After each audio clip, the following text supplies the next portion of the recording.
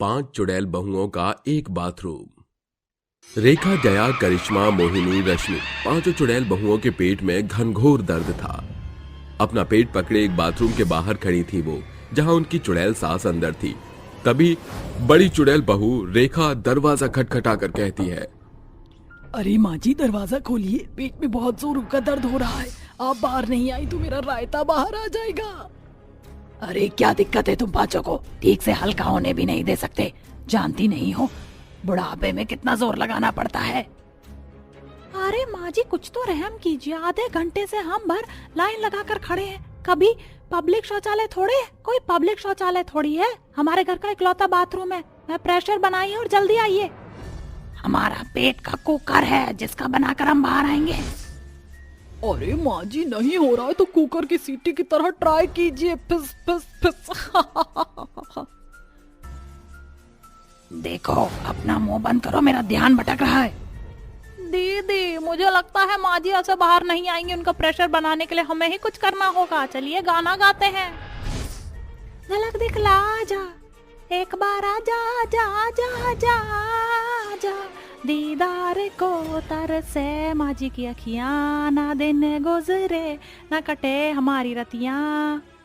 झलक दिखला जा, ओह झलक दिखला जा, एक बार आजा, जा जा जा जा। अरे बहू, तुम्हारे गाने से मेरा प्रेशर आ गया, चिंता मत करो, 2 मिनट में आती हूँ। शुक्र है हमारा प्लान काम कर गया। तभी चुड़ैल सास चंपा बाहर आ जाती है तो उसकी चुड़ैल बहू करिश्मा कहती है, अरे माँ जी, आपसे बाहर नहीं आया जा रहा था क्या? पता भी है हमारे पेट में कितनी कलबली मच रही है। हम भले ही चुड़ैल हैं, लेकिन परेशान तो हमें भी बनता है ना। तुमसे बातें करूं, मैं तो अंदर से होकर आती हूँ। रेखा चुड़ैल बाथरूम में चली जाती है तो मोहिनी कहती है, माँ जी, कैसा घर बनवाया है आपने, जहाँ आपके पास बहुत बहुएं हैं, बैठे हैं, आप हैं और अब 5 बहुएं भी हैं। कम से कम अब तो एक बाथरूम बना दीजिए। एक ही में हम कब तक घुसे रहेंगे और बाहर लाइन लगाएंगे? पैसे क्या पेड़ पर उगते हैं, या तुम सब दहेज में लेकर आई थी जो एक और बाथरूम बनवाने की बात कर रही हो? इस घर में एक ही बाथरूम रहेगा, इसी से काम चलाओ चुपचाप। तभी मोहिनी चुड़ैल रेखा का दरवाजा खटखटाती है और विस्फोटक जहरीला पाद मारती है। तभी चंपा और बाकी और बहुएं भी अपनी नाक पर हाथ रखकर कहती हैं, आय हाय नासपीटी, अरे क्या गाजर मूली खाकर बैठी थी जो इतना गंदा पाद मारा? बेहोश करने का इरादा है क्या? भूल गई क्या माँ जी, आप रात को आपने ही मूली के पराठे बनवाए थे। जी मोहिनी, तुमने तो जी खराब कर दिया। इतना गंदा भी कौन पदोड़ता है? तभी चारों बहू एक एक करके पाद मारती हैं। तभी सास कहती है, आए हाय, तुम्हारी सारी नासपीटी हो। दिवाली का बम्पर ऑफर चल रहा है क्या, जो एक एक करके अपने पर्सनली बम फोड़ रही हो? 2 सेकंड और रुकी तो मैं नरक लोक से धार जाऊंगी तुम 5 के पदोड़ों से। अरे रेखा दीदी, जल्दी से बाहर निकलिए ना, हमारा भी रहता है, कब तक संभाल कर रखे। अरे आ रही हूँ, रुको। तभी सास चली जाती है और रेखा बाहर आती है। फिर एक एक करके 5 चुड़ैल बहुएं उस बाथरूम का इस्तेमाल करती हैं। कुछ देर बाद पूरा परिवार चटपटा जायकेदार खाना खाता है, जिसके बाद सास के साथ 2 बहुओं को पेट में जलन हो जाती है। मोहिनी बहू पहले ही बाथरूम में जाकर घुस जाती है। तभी चुड़ैल सास अपना पेट पकड़े बाथरूम के पास पहुंचती है और दरवाजे को खटखटाती है। अरे मोरी मैया, कौन सी महारानी अंदर बैठी है रे? जल्दी निकलो, पेट में बुलबुले से उठ रहे हैं। नहीं निकली तो फिर पकौड़े निकलेंगे। अरे माँ जी, अभी तो मैं अंदर आई हूँ, थोड़ा रहम कीजिए मुझ पर। मैं भी नहीं निकल सकती, मेरे पेट में बहुत तूफान चल रहा है। उसका शांत होने का इंतजार कीजिए और अपने पकौड़े को संभालिए। अरे पागल हो रही है क्या? इस उम्र में मैं ये सब नहीं संभाल सकती, जल्दी निकल। माँ जी, अगर आपको इतनी जल्दी थी तो आपने 2 बाथरूम क्यों नहीं बनवाए? अब पता चल रहा है ना आपको कैसे रहना पड़ता है बाहर। अरे मुंह थोड़ा चला, बाहर निकल। क्या बात है, फिर से लाइन लगानी पड़ेगी क्या? कौन है माँ जी इसमें? तेरी जेठानी मोहिनी बैठी अंदर। अरे बहुत सुबह सुबह जैसे तुमने मेरे लिए गाना गाया था, इसके लिए गाओ। लेकिन माँ जी, वो प्रेशर वाला सॉन्ग जेठानी के साथ आप पर भी काम कर गया तो? अरे चुप चुप बोल और गाना चालू कर। मेरा दिल ये पुकारे, आजा मेरे गम के सहारे, आजा भीगा भीगा है समा। तभी पेट पकड़े राजू भूत मोहिनी का पति आता है। अरे क्या बात है, इतनी भीड़ क्यों है? कौन है अंदर? अरे खोलो दरवाजा, मेरे जूस निकलने को हो रहा है। जेठ जी थोड़ा सब्र कीजिए, लाइन में माँ जी और मैं भी लगे हैं। पहले हम जाएंगे, फिर आपकी चुड़ैल धर्मपत्नी श्री श्री मोहिनी जी उर्फ मेरी जेठानी जी टॉयलेट सीट पर विराजमान हैं। अरे हग्गू हग्गू कर रही है वो अंदर बैठकर, कोई रॉकेट लॉन्च नहीं कर रही जो इतनी आज्ञा से उसका नाम ले रही हो। अरे माँ, आपने गलती कर दी। एक घर में एक बाथरूम कौन बनाता है? अब तो इस घर में 10-12 भूत और चुड़ैल रहते हैं, कम से कम एक और बनवा लो। ना ना, हम नहीं बनाई। तो फिर आप भी प्रैक्टिस कर लीजिए अपना रायता संभालने की। तभी मोहिनी चुड़ैल बाहर आ जाती है और चुड़ैल सास बाथरूम में घुस जाती है। इस तरह उनका यह सिलसिला चलता रहता है। एक ही बाथरूम में सभी को नहाने भी जाना होता था और हल्का होने भी। कभी कभी पांचों भूत आपस में लड़ते तो कभी पांचों चुड़ैल बहुएं। अगली सुबह पांचों चुड़ैल बहुएं नहाने जाने के लिए बाथरूम के बाहर खड़ी थी। तभी वो आपस में लड़ते हुए कहती हैं, अरे जया जरा हाथ हटा, मुझे नहाने जाना है। पहले मैं आई हूँ, मैं नहाऊंगी। अरे आप दोनों को नहाने के बाद कोई काम नहीं करना, पहले मुझे नहाने दीजिए। ऐसे कैसे? मैं नहाऊंगी और मुझे ब्रश भी करना है। मैं 2 मिनट में नहा सकती हूँ, पहले मैं। अच्छा आप सब घुस जाओ और मैं नहीं नहाऊं। नहीं, अब तो पहले मैं ही नहाने जाऊंगी। अरे सबको नहाना है तो एक साथ घुसकर नहा लो। पहले के जमाने में पनघट पर भी तो ऐसे ही नहाते थे और तालाब पर भी तो एक ही बाथरूम में घुसकर नहा लो। जाओ। पर माँ जी ऐसे कैसे? जैसे होता है वैसे। टाइम ऐसे बर्बाद करना है तो लड़ लो और बचाना है तो एक साथ जाकर नहा लो। ठीक है, हम पांचों एक साथ जा रहे हैं नहाने। तभी अंदर जाकर पांचों चुड़ैल बहुएं लड़ने लगती हैं तो जया चुड़ैल कहती है, 1 मिनट, लड़ने से अच्छा है हम कुछ और कर लेते हैं। एक जना ब्रश कर लेगा, जब तक 2 जने और एक शावर से नहा लेगा और एक जना कल का होगा। हाँ, ये ठीक रहेगा। मुझे प्रेशर बन रहा है जेठानी जी, मैं हल्की होने जाती हूँ, आप सब नहा लीजिए।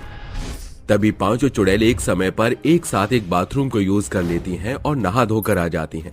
कुछ देर बाद चंपा चुड़ैल अपनी बहुओं की बात पड़ोसन से करती है तो चुड़ैल पड़ोसन नीलिमा कहती है, अरे तुम सब आपस में इतना लड़ रहे हो, लेकिन मजाल है एक भी बहू बेटे या सास ने अपना दिमाग चलाया हो। तुम सब इंसानों की तरह लड़ रहे हो। जब से चुड़ैल शक्तियों का इस्तेमाल करते हो तो ऐसा नहीं होता, बेवकूफ कहीं के।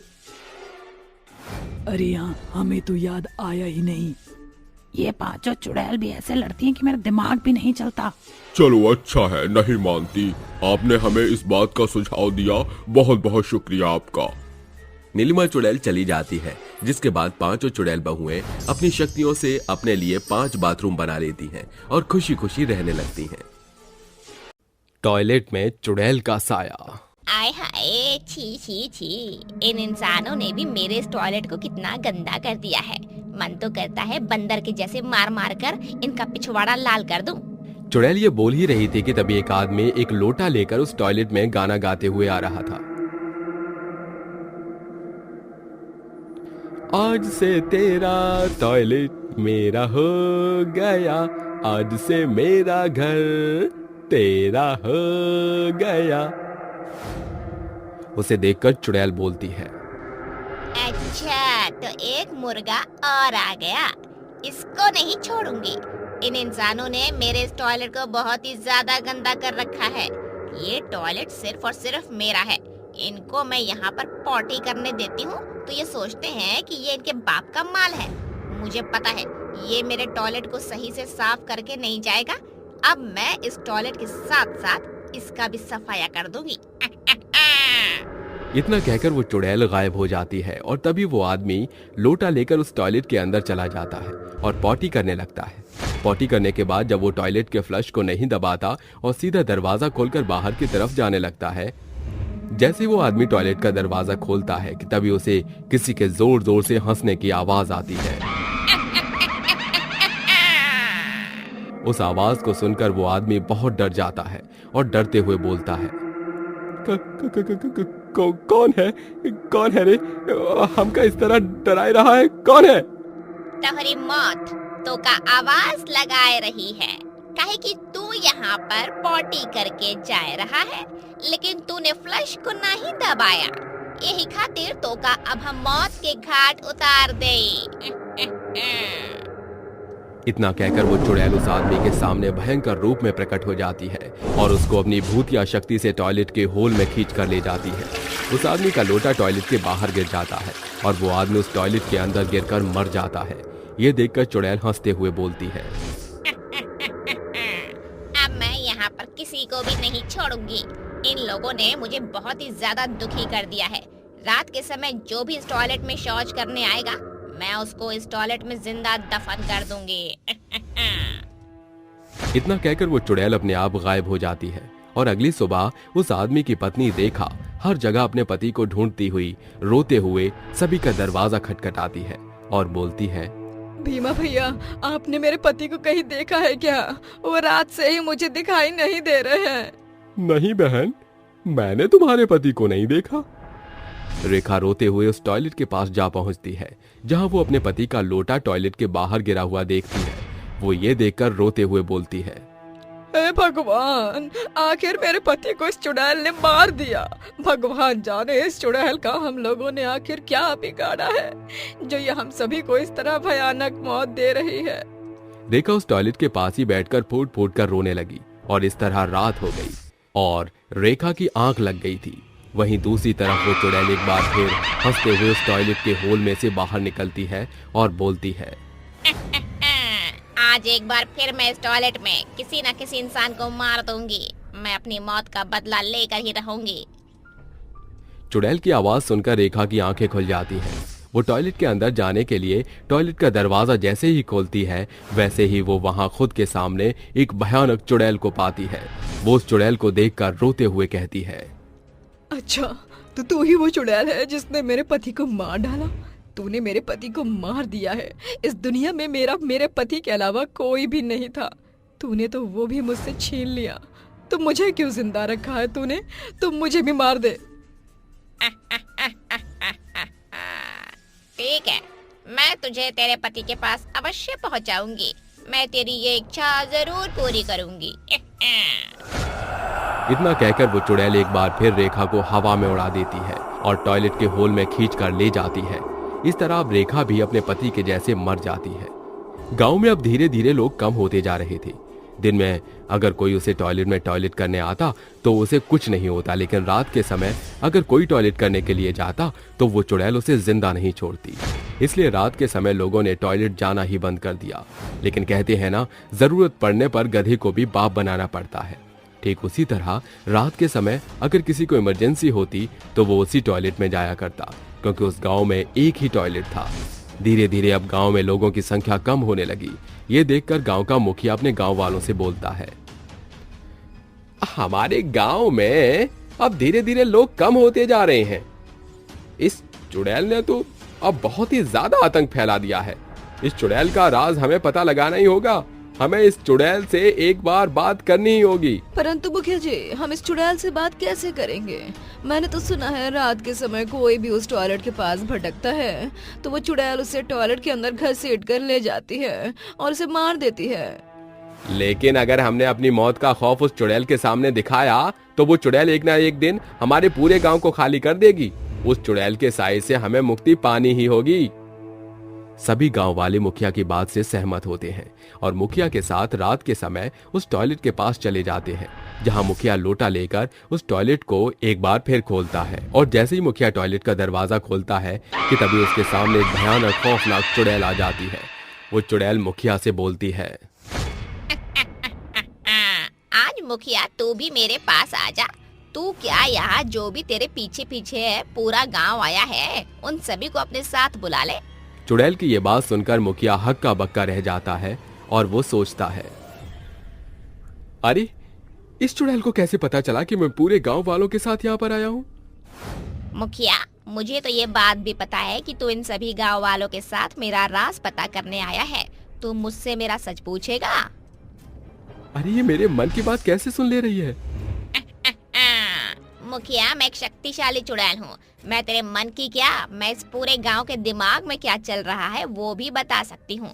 तुझे क्या लगा तू यहाँ पर अनजान बनकर आएगा और मैं तुझे नहीं पहचानूंगी? तुझे मेरा सच जानना है ना? तो सुन, कुछ साल पहले की बात है। मैं इसी गांव में रहती थी। मेरा नाम रागिनी था और मैं एक टॉयलेट साफ करने वाली महिला थी। सभी लोग मुझसे घिन किया करते थे क्योंकि मैं एक टॉयलेट साफ करने वाली महिला थी। मैं दिन भर काम करके इधर से उधर भटकती और जब रात के समय अपने घर आती तब मुझे ये गांव वाले बोलते छी छी छी, देखो तो कितनी गंदी महिला आ गई है। ये तो लोगों की पॉटी साफ करती है। छी, इसके हाथ से तो कुछ खाना पीना भी दुश्वार है।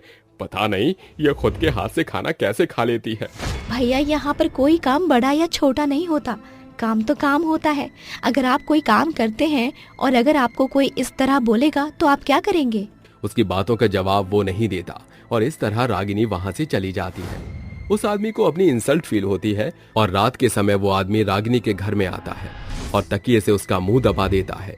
सांस न लेने की वजह से रागिनी अब अपना दम तोड़ देती है। उसको मरा हुआ देख वो आदमी उसे उठाकर उस टॉयलेट में ले जाता है और उसे टॉयलेट में गाड़ देता है।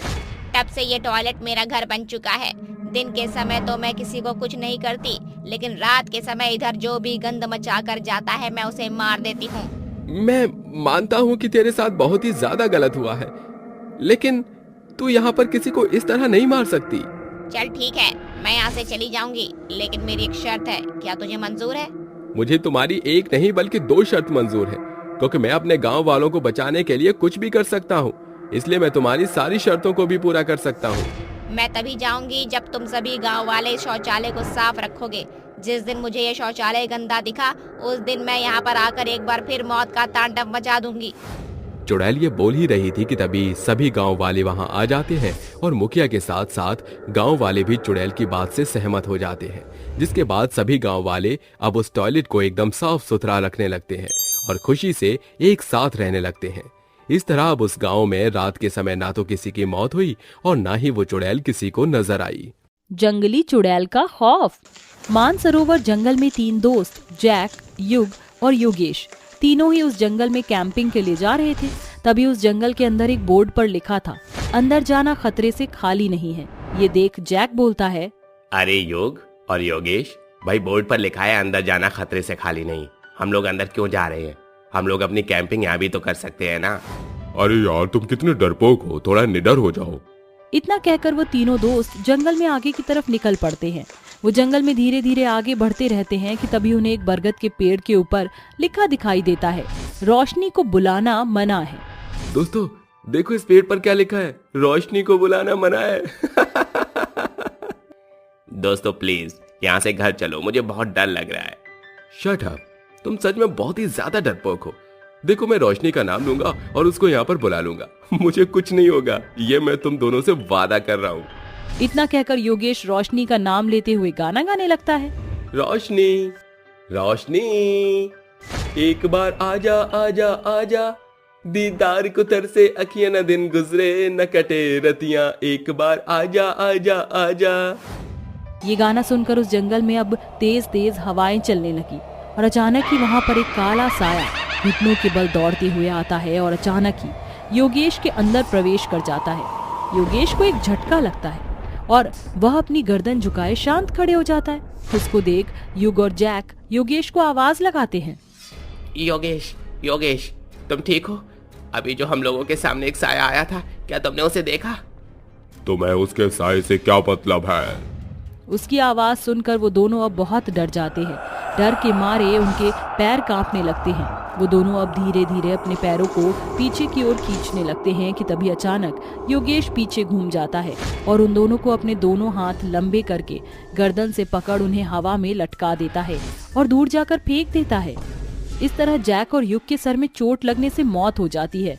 तभी योगेश भी वहीं बेहोश होकर नीचे गिर जाता है। इस तरह अब 2 दिन गुजर गए थे और उन तीनों का गांव में कोई अता पता नहीं था। योगेश की माँ पुलिस को लेकर जंगल में उन तीनों बच्चों की छानबीन करती है, जहां योगेश की दिमागी हालत खराब हो रखी थी और योगेश एक जगह डरा और सहमा हुआ बैठा था। ये देख पुलिस उसे अब हॉस्पिटल भिजवा देती है और छानबीन के दौरान जैक और युग की लाश मिलती है। आखिर 2 दिन पहले उन लोगों के साथ क्या हुआ था ये किसी को नहीं पता था और ये सच पता लगाने के लिए पुलिस योगेश के पास जाती है और उससे पूछताछ करती है। योगेश उस रात क्या हुआ था और तुम इस तरह एक किनारे क्यों बैठे हुए हो? योगेश पुलिस की बातों का जवाब नहीं देता और डॉक्टर पुलिस के पास आकर कहता है, इंस्पेक्टर प्लीज आप यहाँ से चले जाइए, क्योंकि अभी योगेश की हालत बिल्कुल भी ठीक नहीं है। जब वो थोड़ा बहुत ठीक होगा तब आप खुद ब खुद यहाँ पर आ जाइए, हम आपको नहीं रोकेंगे। डॉक्टर की बात मानकर पुलिस वहां से चले जाती है और इस तरह डॉक्टर अब योगेश का इलाज करने लगती है, लेकिन योगेश की हालत में कोई भी सुधार नहीं आता। योगेश की माँ लीलावती योगेश के पास बैठकर फूट फूट कर रो रही थी और रोते हुए अपनी किस्मत को कोस रही थी। हे भगवान, पता नहीं मेरी किस्मत में क्या लिखा है। एक तो पति ऐसा मिल गया, उसने मेरा साथ नहीं दिया, और एक मेरा बेटा, तूने उसे भी दिमागी हालत से खराब कर दिया। लीलावती रोते रोते वहीं सो जाती है और इस तरह अब रात के 2 बज जाते हैं कि तभी योगेश के हाथ और पैर दोनों ही अब उल्टे हो जाते हैं और अचानक योगेश की आंखें खुल जाती हैं। उसकी आंखें खून के जैसे लाल हो रखी थी और वह अजीबोगरीब आवाज निकालने लगता है। वह अपनी आवाज से अपने साइड में रखे हुए टेबल के ड्रॉर को कभी बंद करता तो कभी खोलता। ये देखकर लीलावती की आंखें खुल जाती हैं और वह इतना भयानक मंजर देख डॉक्टर को आवाज लगाती है। डॉक्टर, डॉक्टर, यहाँ आइए, देखिए मेरे योगेश को क्या हो गया।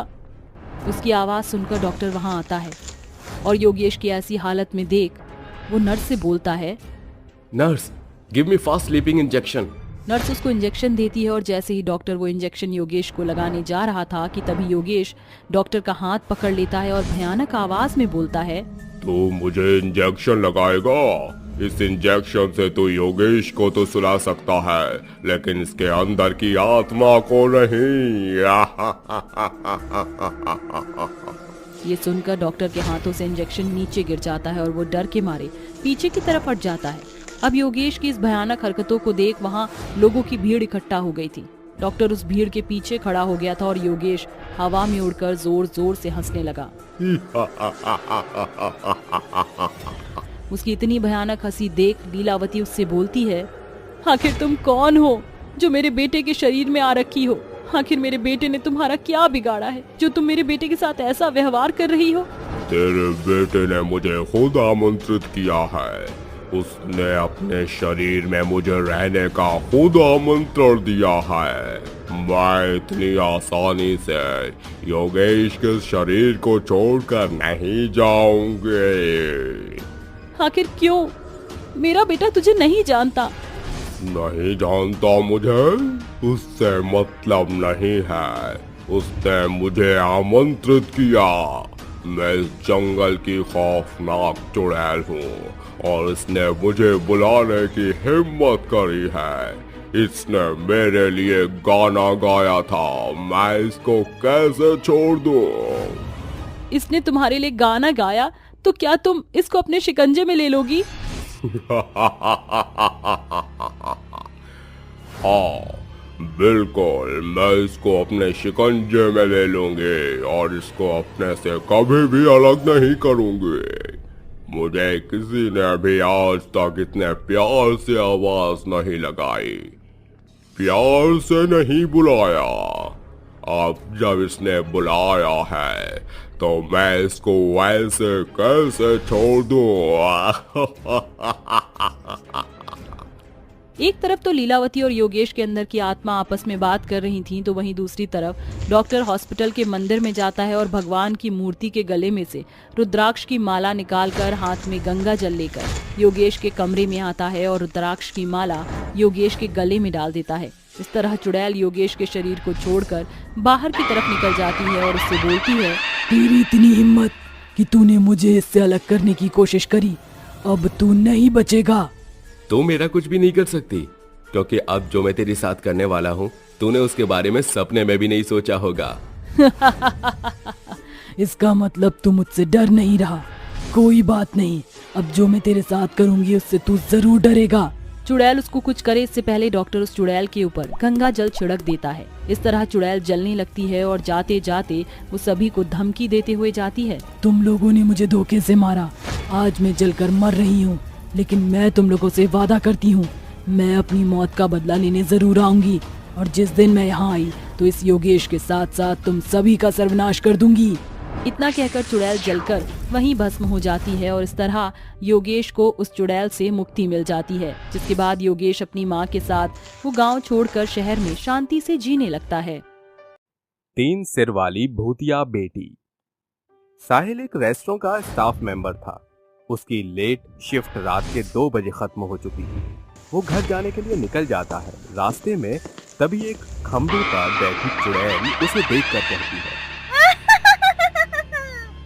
आखिर मुझे इसका शरीर मिल गया। अब मैं इसके शरीर पर कब्जा करके बहुत मजे करूंगी। ये बोलते ही चुड़ैल उसके शरीर में घुसने की कोशिश करती है, लेकिन ऐसा कुछ नहीं कर पाती। तो कहती है, ये क्या, आखिर मैं इसके शरीर पर कब्जा क्यों नहीं कर पा रही?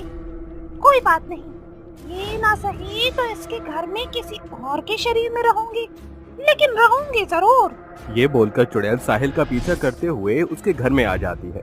तभी उसकी 15 साल की बहन रश्मि सो रही थी। उसे सोता देख चुड़ैल उसी वक्त उसके शरीर में अचानक से कब्जा कर लेती है, जिसके बाद रश्मि छटपटाकर बैठ जाती है और लाल आंखों के साथ चिल्लाने लगती है। नहीं छोड़ूंगी, किसी को भी नहीं छोड़ूंगी, मार डालूंगी सबको। ऐसा कहकर वो घर में उथल पुथल मचाने लगती है और सारे सामान को तोड़ने लगती है। ये देखकर साहिल और उसके माता पिता डर जाते हैं और कहते हैं, अरे राम, ये मेरी फूल सी बच्ची को क्या हो गया? बेटा, ये क्या कर रही है तू? रुक जा, मत कर ऐसा। हाँ बेटा, अचानक से ये तोड़फोड़ क्यों कर रही है? मार डालूंगी, तुम सबको मार डालूंगी, खा जाऊंगी एक एक को। रश्मि, तू ये क्या बोली जा रही है? क्या हो गया तुझे अचानक से? देख, मैं हूँ तेरा भाई। कौन है तू? कोई भाई वाई नहीं है मेरा। अच्छा हुआ आज मुझे ये शरीर मिल गया, अब मैं इसी के शरीर में कब्जा करके देखो क्या क्या करती हूँ। ये कहते ही वो अचानक से बेहोश होकर गिर जाती है। तभी रोते हुए कमला कहती है, कब्जा? साहिल के पापा, ये रश्मि को क्या हो गया? मुझे तो लगता है कि किसी काली चुड़ैल ने मेरी बेटी के शरीर पर कब्जा कर लिया है। अब क्या होगा? अरे तुम खामखा सोच रही हो, ऐसा कुछ भी नहीं होता। अरे आपने सुना नहीं, उसने कहा था कि उसने मेरी बेटी के शरीर पर कब्जा कर लिया है। माँ, बेहतर होगा अभी हम रश्मि के बारे में सोचें। ये बोलते ही साहिल उसे बेड पर सुला देता। आखिर ये चुड़ैल कौन थी और उसके शरीर में घुसकर क्या हासिल करना चाहती थी? क्या रश्मि पहले जैसी ठीक हो पाएगी? जानने के लिए कहानी में आगे बढ़ते हैं। 2 हफ्ते बाद रश्मि अजीब सा बर्ताव करने लगी थी। कभी अकेली बैठकर हंसती तो कभी डरी सहमी रहती। ऐसे ही एक दिन आइसक्रीम वाला आता है, जिसे देखकर रश्मि आइसक्रीम खाने की जिद करती है। तभी उसकी माँ कहती है, नहीं रश्मि, तुम आइसक्रीम नहीं खा सकती, अभी तुम्हारी तबीयत ठीक नहीं है। भूल गई, तुम्हें जुकाम है। तुझे एक बार की मेरी बात समझ नहीं आती? मुझे आइसक्रीम खानी है, जा मुझे ला कर दे। नहीं, मैं तुझे खाने नहीं दूंगी। और ये तू अपनी माँ से कैसे बात कर रही है? लगता है तू ऐसे नहीं मानेगी। ये बोलते ही वो चुड़ैल कमला को बाल पकड़कर पटकने लगती है और गुस्से में उस आइसक्रीम वाले को मारकर आइसक्रीम खा जाती है। कुछ देर बाद वो बाहर के लोगों को भी परेशान करके उनके घर में भी तोड़ फोड़ करने लगती है। फिर अचानक से शांत होकर चली जाती है। तभी उसकी माँ उसे खाना खाने के लिए कहती है, रश्मि बेटा, खाना खा ले। जैसे ही कमला रश्मि को कहती है तो वहाँ उसे बहुत घिनौना नजारा देखने को मिलता है। वो ये कि उसकी बेटी रश्मि किसी इंसान के हाथ को कच्चा चबाकर खा रही थी, साथ ही उसके 3 सिर हो गए थे। ये देखकर वो चिल्लाती है, रश्मि बेटा, ये क्या किया तूने? और तेरे 3 सर कैसे हो गए? हे भगवान, अब क्या होगा मेरी बच्ची का? चली जा, मेरी नजरों के सामने से चली जा, वरना मैं तेरा भी यही हाल करूंगी। ये सुनकर कमला बहुत डर जाती है और वहाँ से चली जाती है। कभी कभी चुड़ैल उसके शरीर से निकल जाती थी तो रश्मि शांत रहा करती थी, लेकिन चुड़ैल के कब्जा करने पर वो लोगों को नुकसान पहुँचाने लगती है, जिद करने लगती है और उन्हें मार भी दिया करती थी। कमला के घर में डर का माहौल छा जाता है। तभी धीरे धीरे कमला अपने पति सूरज से कहती है, अजी सुनिए, अब मुझे बहुत डर लगने लगा है। हमें अपनी बच्ची को कहीं दिखाना चाहिए। ये चुड़ैल पूरी तरह से हमारी बेटी पर कब्जा करके बैठी है। कहीं मेरी बच्ची को कुछ हो गया तो? तुम सही कह रही हो। ऐसा करता हूँ, मैं उसे शहर लेकर चलता हूँ, पापा के पास। वही बताएंगे। वैसे भी वो इन सब के बारे में जानते हैं। हाँ, आप सही कह रहे हैं, हमें शहर चलना चाहिए। अगले दिन ही रश्मि और उसके माता पिता ट्रेन से शहर के लिए निकल जाते हैं। दोनों सहमे हुए उसके साथ थे कि कहीं चुड़ैल उन्हें कोई नुकसान न पहुंचा दे। वहीं भीड़ की वजह से उन्हें कहीं पर सीट नहीं मिलती। तभी रश्मि कहती है, मुझे बैठना है, मुझे सीट चाहिए। ए लड़के, हट जा यहाँ से, मैं बैठूंगी यहाँ। अब मैं क्यों हटूं? मेरी सीट है ये, और वैसे भी मैंने इस सीट के लिए टिकट बुक की थी, तो मैं तुम्हें क्यों दूं अपनी सीट? नहीं देखा तू? नहीं देखा? ये कहते कहते रश्मि की आंखें लाल हो जाती हैं और तभी उसके माता पिता उसका हाथ पकड़कर उसे शांत कराते हैं। बेटा कोई बात नहीं, थोड़ी देर में दूसरी सीट मिल जाएगी। कमला के ये बोलते ही वो शांत हो जाती है। रात के समय ट्रेन में सब सो रहे थे। तभी रश्मि अपनी 3 सिर वाले चुड़ैल रूप में आ जाती है और उस लड़के को मार कर कहती है, तू लड़ रहा था ना मुझसे सीट के लिए, अब तो तू इस सीट पर कभी नहीं बैठ पाएगा। ऐसे ही सुबह जब सब उठते हैं तो देखते हैं कि उस लड़के को बेरहमी के साथ किसी ने मार डाला। कमला और सूरज जानते थे कि ये सब उसकी बेटी ने चुड़ैल बनकर किया है। कुछ देर बाद तीनों महेश के पास पहुंच जाते हैं। महेश रश्मि का दादा है। वहीं बड़ी चालाकी के साथ कमला और सूरज रश्मि को एक कमरे में बंद करके बैठा देते हैं और अपने पिता महेश से रश्मि के बारे में उसे सब बता देते हैं। पापा, आपको तो इन आत्मा वगैरह के बारे में सब पता है ना? अब आप ही अभी मेरी बेटी को बचा सकते हो। पता नहीं कैसे उस चुड़ैल ने रश्मि पर अपना कब्जा कर लिया है। हाँ पापा जी, बचा लीजिए मेरी बेटी को। मैं अपनी बेटी को खोना नहीं चाहती। प्लीज उस चुड़ैल को मेरी बेटी से हमेशा के लिए दूर कर दीजिए। महेश एक समय तांत्रिक का काम किया करता था। जब उसे अपनी पोती के बारे में दोनों से पता चलता है तो वो कहता है, और तुम दोनों चिंता मत करो, वो कितनी भी डरावनी चुड़ैल हो, मैं अपनी पोती रश्मि से उसका पीछा छुड़ा कर ही रहूंगा। आज शाम को ही मैं विधि चालू कर दूंगा। शुक्रिया पिताजी। तू पागल है क्या? अरे अपनी पोती के लिए तो मैं इतना कर ही सकता हूँ। शाम को महेश एक कमरे में रश्मि को घेरे में बिठाकर उसे वश में करने की कोशिश करता है और उस पर भस्म डालकर पूछता है, बता तूने ये क्यों किया? क्यों तू रश्मि के शरीर में है? नहीं बताऊंगी मैं। चुड़ैल की बात सुनकर गुस्से में महेश उस पर भस्म डालता है, जिसके बाद वो तिल मिलाते हुए कहती है, बता दियो। अकाल मृत्यु की वजह से मेरी आत्मा भटक रही थी। जब मैं साहिल के शरीर में प्रवेश नहीं कर सकी तो मैंने इसके शरीर पर कब्जा कर लिया और लोगों को परेशान करने लगी। तेरा समय खत्म हुआ, अब तुझे यहाँ से जाना होगा दुष्ट आत्मा। ये बोलकर महेश कठोर मंत्र के उच्चारण से चुड़ैल की आत्मा को एक बोतल में बंद कर लेता है और उस बोतल को समुद्र के बीचों बीच फेंकवा देता है, जिसके बाद रश्मि ठीक हो जाती है और खुश रहने लगती है। चुड़ैल की कंप्यूटर क्लास।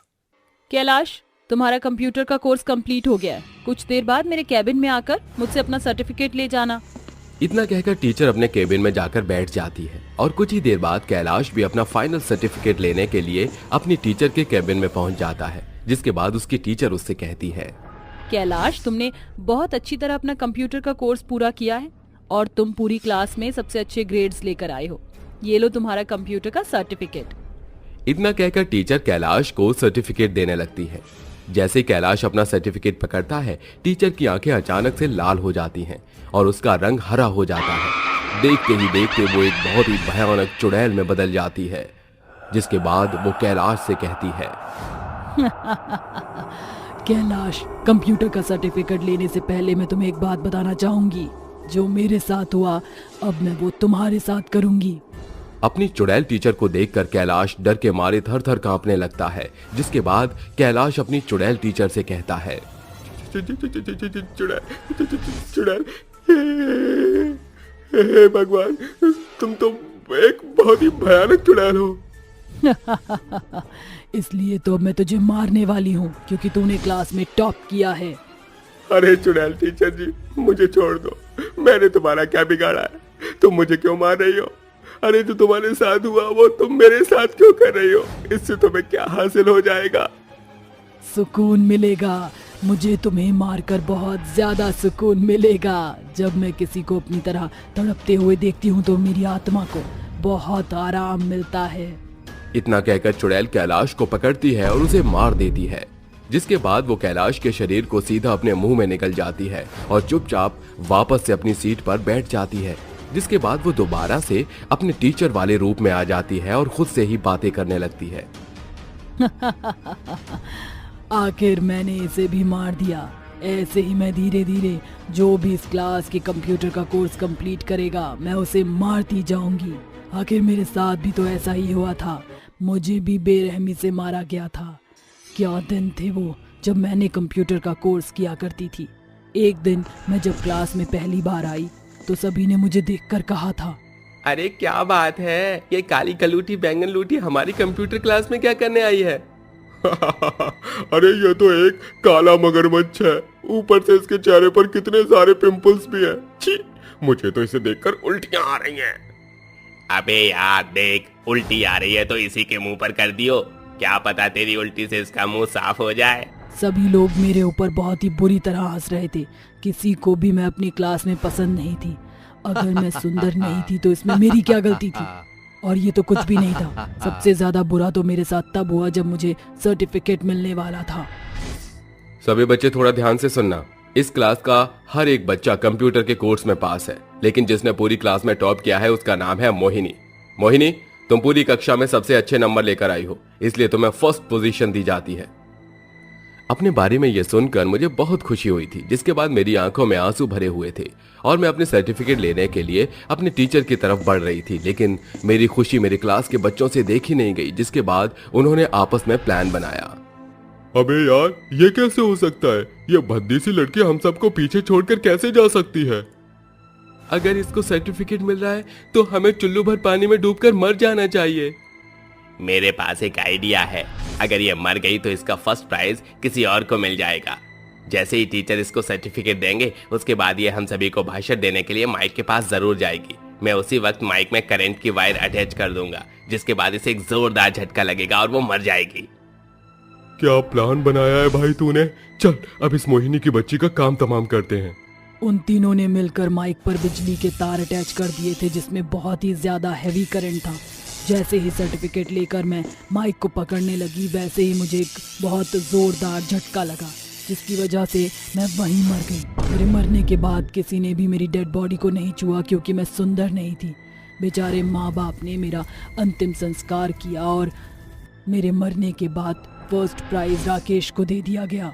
देखो बच्चों, मोहिनी क्लास में फर्स्ट थी, लेकिन अब वो इस दुनिया में नहीं बची। मोहिनी के बाद अच्छे नंबर राकेश लेकर आया था, इसलिए फर्स्ट अवार्ड और सर्टिफिकेट राकेश को दिया जाता है। ये लो राकेश, तुम्हारा कंप्यूटर का सर्टिफिकेट। शुक्रिया सर, आखिर जो जिसका हकदार होता है वही उसे पाता है। मरने के बाद मैं चुड़ैल बन चुकी थी, जिसके बाद ये सब क्लास की खिड़की से झांक कर देख रही थी। मैं कंप्यूटर सीखकर बहुत कुछ करना चाहती थी, अपने गरीब परिवार को अच्छी जिंदगी देना चाहती थी, और जो बच्चे गरीब थे उन्हें फ्री में कंप्यूटर सिखाना चाहती थी। लेकिन मेरे साथ साथ मेरे सभी सपने भी मर गए। लेकिन अब और नहीं, मैं किसी को नहीं छोड़ूंगी। अब जो भी कंप्यूटर में अच्छे नंबर लेकर आएगा मैं उन सबको मार दूंगी। अगला नंबर ब्रिजेश का है। इतना सोचकर चुड़ैल वहां से उठती है और बाहर जाकर ब्रजेश नाम के स्टूडेंट को अपने केबिन में बुलाती है, जिसके बाद वो कैलाश की तरह उसे भी मार देती है। ऐसे ही जो भी अच्छे नंबर लेकर आता चुड़ैल उसे मार देती है। धीरे धीरे गांव के बच्चों की संख्या कम होने लगती है, जिसकी वजह किसी को पता नहीं होती। कई दिनों से मेरा ब्रजेश गायब है, कुछ समझ में नहीं आ रहा। मेरा बेटा आखिर गया तो गया कहाँ? मेरा बेटा कैलाश तो तुम्हारे बेटे से पहले से ही गायब है। पुलिस कंप्लेन लिखवा दी थी, लेकिन मेरे बेटे का कोई अता पता नहीं। पता नहीं धरती खा गई या आसमान निकल गया। आखिर हमारे बच्चे कहाँ गायब हो रहे हैं? जब से इस गांव के बच्चों ने कंप्यूटर क्लास में जाना शुरू किया है, तब से ही बच्चे धीरे धीरे गायब होते जा रहे हैं। मुझे तो उस टीचर पर ही कुछ शक होता है। शिल्पा की बातें सुनने के बाद गांव की सभी औरतें उसकी बातों के ऊपर विश्वास करने लगती हैं, जिसके बाद एक रोज गांव की सभी औरतें इकट्ठा होकर टीचर से मिलने के लिए जाती हैं। लेकिन मिलने से पहले वो सभी औरतें क्लास की खिड़की से झांकने लगती हैं, जिसके बाद वो टीचर को अचानक से चुड़ैल के रूप में आते हुए देखती हैं, जो उनके बच्चों को मार रही होती है। हे भगवान, ये तो एक चुड़ैल निकली। इसका मतलब यही हमारे बच्चों को खा रही थी इतने दिनों से। अब हम इससे कैसे पीछा छुड़ाएं? चुड़ैल तो बहुत ज्यादा शक्तिशाली है, इसके लिए हमें तांत्रिक बाबा को बुलाना होगा। पास ही में एक तांत्रिक बाबा रहते हैं, चलो उनके पास चलकर मदद मांगते हैं। वो तीनों तांत्रिक बाबा के पास जाती हैं और उन्हें गांव के अंदर हो रही पूरी घटना के बारे में बताती हैं, जिसे सुनकर तांत्रिक बाबा उनकी मदद करने के लिए तैयार हो जाते हैं और चुड़ैल टीचर के पास पहुंच जाते हैं। जिसके बाद तांत्रिक चुड़ैल टीचर से कहता है, दुष्ट चुड़ैल, मैं तेरे बारे में सब कुछ जानता हूँ। तेरे साथ जो हुआ तो वही इन मासूम बच्चों के साथ दोहरा रही है। मेरी बात मान जा और चली जा यहाँ से। नहीं तो अंजाम अच्छा नहीं होगा। तुझे क्या लगा मैं तेरी इन फालतू की धमकियों से डर जाऊंगी और यहाँ से दुम दबाकर भाग जाऊंगी? हाँ चुड़ैल, तुझे यहाँ से जाना ही होगा। जब सीधी उंगली से घी नहीं निकलता तो उंगली को टेढ़ा कर लेना चाहिए। उसी प्रकार मैं तुझे यहाँ से भगा कर ही रहूंगा। अब देख तू मेरा कमाल। इतना कहते ही तांत्रिक बाबा अपने झोले से एक कांच की शीशी और जादुई छड़ी निकालता है, जिसके बाद वो एक मंत्र पढ़ने लगता है। ओम भट भट स्वाहा, ओम भट भट स्वाहा। तांत्रिक के मंत्र के उपचार से चुड़ैल धीरे धीरे कांच की बोतल में समा जाती है, जिसके बाद तांत्रिक उस बोतल का ढक्कन लगाता है और अपने साथ उसे ले जाता है, जिसके बाद से गांव के ऊपर से चुड़ैल का साया हमेशा हमेशा के लिए खत्म हो जाता है।